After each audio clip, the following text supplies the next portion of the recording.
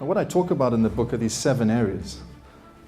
And the first one is mindfulness, because of course mindfulness is very much the craze nowadays. Everybody's meant to be doing mindfulness. And there is a need, I think, to do something about the noise, the hyperactivity, the cluttered space that we're all facing, which induces a lot of stress, a lot of anxiety, confusion. And this idea of watching your own thinking, of emptying your thoughts, of seeking some peace of mind, which is a very ancient idea, is necessary in the turbulent world of the 21st century. This image here, which is of McCoy Tyner, he's a jazz pianist who played with John Coltrane for some time and then went on to lead his own trio. I think it shows that statelessness, that drifting, that beautiful and quintessentially human satisfaction that comes about when you're transported by something. This is actually 1996 when Garry Kasparov lost for the first time to Deep Blue. That was one match he lost. He won the series and he went on to actually lose the series in 1997.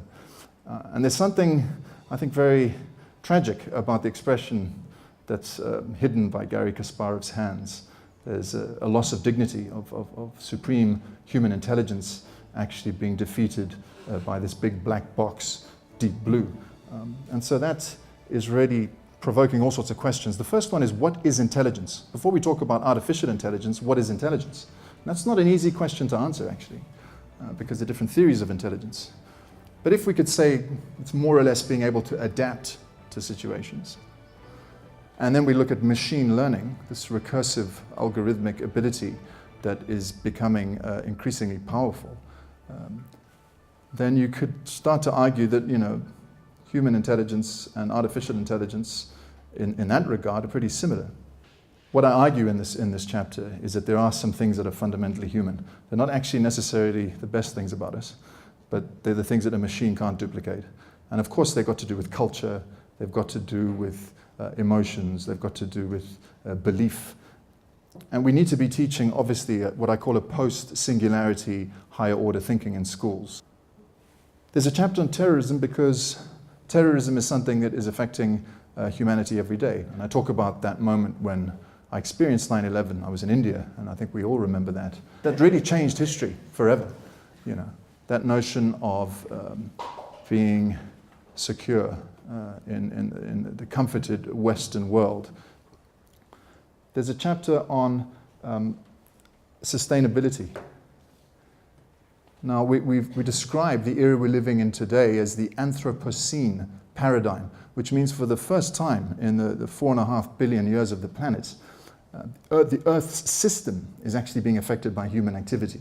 But when you look at the literature and what scientists say, all is not lost. Things can be reversed.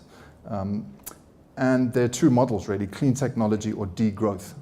Okay, so there are those opportunities. What I talk about in this chapter is that, first of all, we have to, in schools, make sure that our learners understand the ideology of consumerism. That's the starting point. We're victims of this consumerist machine. And as long as we're consuming mindlessly, we're feeding into that unsustainable lifestyle. There's a chapter on post-truth politics. Now, the first thing about post-truth is it's a sort of sexy modern term, but it's as old as the hills. We're talking about propaganda. We're talking about relativism. We're talking about denialism. We're talking about things that go back as far as we can think.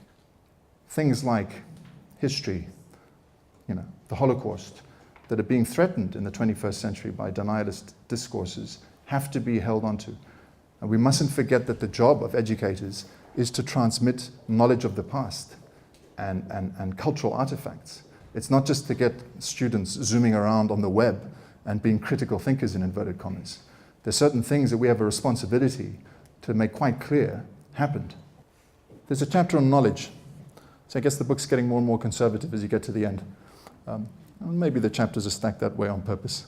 Now, the reason why I've got Oedipus Rex up here is because that play by Sophocles is showing us that the tragedy of Oedipus, it's not so much his violent inner core, what the Greeks called his bia, which keeps flaring up.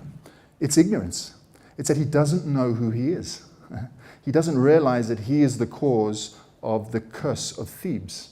And if you don't know who you are, and in fact, if you don't know what's going on around you, you're going to have a pretty miserable time. Now, I mean, forgive me for saying something so platitudinous, but we are in an era where we're being told that, well, you don't really need to know that much anymore because it's all on your cell phone. And you can access knowledge everywhere. So why bother, downloading your head with knowledge? You just float around being a critical thinker, and you can access knowledge when you feel like it. That's just a little bit too simplistic for my liking. And the last chapter is on character, another overused term nowadays. And the reason why I've got that image up there, Wangari Maathai, is not because of the incredible person that she was. You know that she came from extreme poverty. She fought her way into academia. She was exiled and suffered all sorts of adversity because of her ethnic origin. She created the Green Belt movement, won the Right Livelihood Award and the Nobel Prize. It's not so much about that. It's just about something in her face, in her eyes, that resilience, that human spirit, that power that is so sacred. And that presents us with a huge paradox. How do you create that, if you can, in a school, if you can? Because quite often, character is born from adversity, from difficulty. And yet what we're doing in schools is everything we can to create secure, emotionally pleasant environments where students can be creative risk takers. How do we create grit? How do we create lifelong learning? How do we create character without turning education into the Victorian mausoleum that so many of our forefathers suffered from? And we're looking at those ancient virtues of patience, discipline, courage, and values.